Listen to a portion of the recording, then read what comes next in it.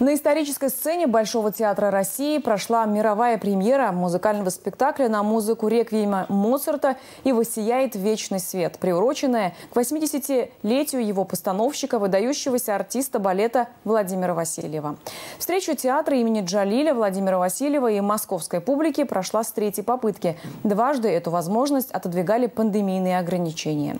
При рассадке в 50% историческая сцена Большого театра превратилась в центр вселенной, где бушевали человеческие страсти и благословение на вечную гармонию. Побывавший на премьере наш культурный обозреватель Дмитрий Пивоваров убедился, что альянс Татарстана и Владимира Васильева будет иметь продолжение.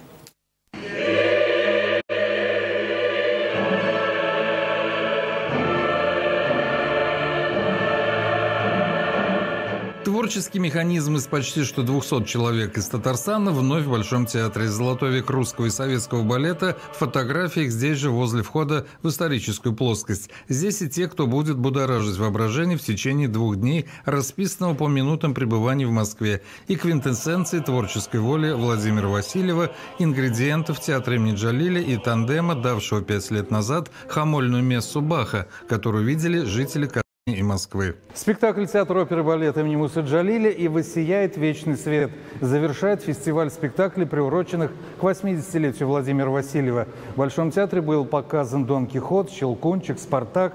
Собственно, эти спектакли, где Васильев сыграл свои главные титульные партии. И сейчас «И воссияет вечный свет» – своеобразный итог творчества великого танцовщика, художника. И сейчас мы находимся в выставочном зале, где представлены сценические костюмы Екатерины Максимовой и Владимира Васильева разных лет.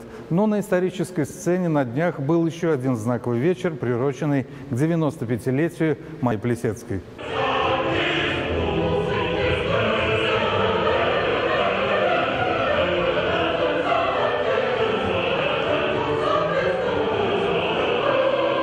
Костюмы пришли, это не здесь делалось. Великие имена здесь рядом, а с Владимиром Васильевым можно поговорить и ближе понять спокойного человека, для которого цифра 80, означающая возраст, почти что не означает ничего. Мэтр вновь в поисках нового материала и способа существования на сцене. Я мог бы, казалось бы, да, этот спектакль сделать с другими театрами. И все. Но ни один из других театров не выражает такой готовности и не может этого сделать даже. В силу разных причин. Начали мы «Анюты».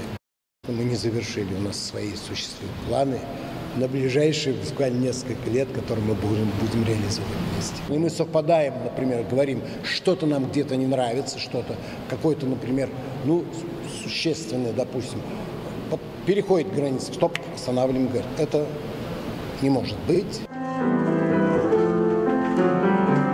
Лабиринты Большого театра утопают в ритмах и звуках. Подготовка к выходу в свет спектакля, где сочетаются воспоминания мастера и его посыл новому поколению, начинается со шлифовки каждой ноты. Посланцев нашей республики видно в многочисленных закоулках Большого исторического центра.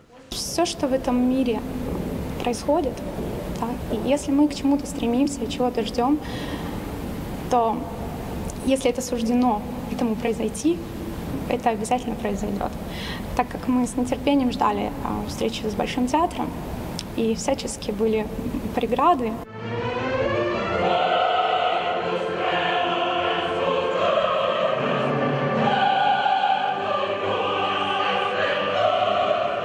Слово мастера, которого воплощает сам Васильев, трансформируется в элегантные па, эффектные пробежки и возвращение к прошлому. Артистам оперы и балета приходится быть проводниками мысли иллюзорным миром искусства на фоне мощного хорового наступления. Воспитанники Любови Дроздиной, как всегда, на вершине своих возможностей. На самом деле все гастроли, которые мы должны были бы принять у себя, и мы должны были поехать на гастроли, все отменены. Все отменены. На неопределенное время. Пока идет пандемия, пока существует. Поэтому, к сожалению, величайшему это связано прежде всего со здоровьем людей.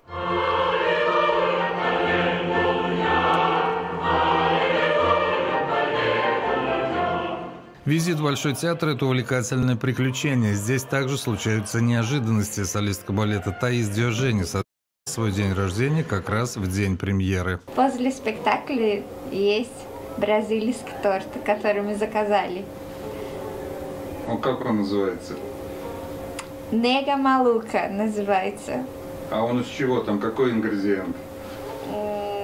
Сгущенка, какао, внутри кокос. Вечером в холле неспешный променад и сопутствующий такому мгновению встречи. Есть на кого и что посмотреть. Те спектакли, которые готовит Владимир Викторович, они действительно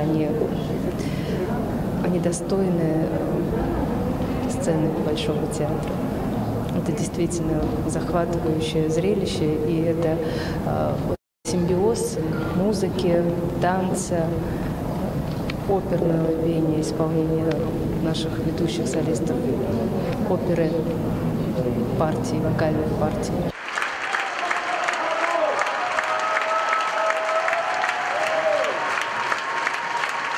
Есть слово, и слово бесконечно, как и вечная музыка, и мост, который сцепляет несколько столетий и понятий в искусстве. Дорога эта без конца, как и желание вновь понять, что же впереди. Я помню, когда я очень маленькая была, я даже не представить, что Владимир Викторович когда-нибудь знает мое имя Аманда. Я помню первый раз, когда он назвал Аманда, я говорю, боже мой, он знает, кто я. Он способен на все, и как это вообще могло такое быть, чтобы человек и танцевал, и окружали вокруг его картины, да?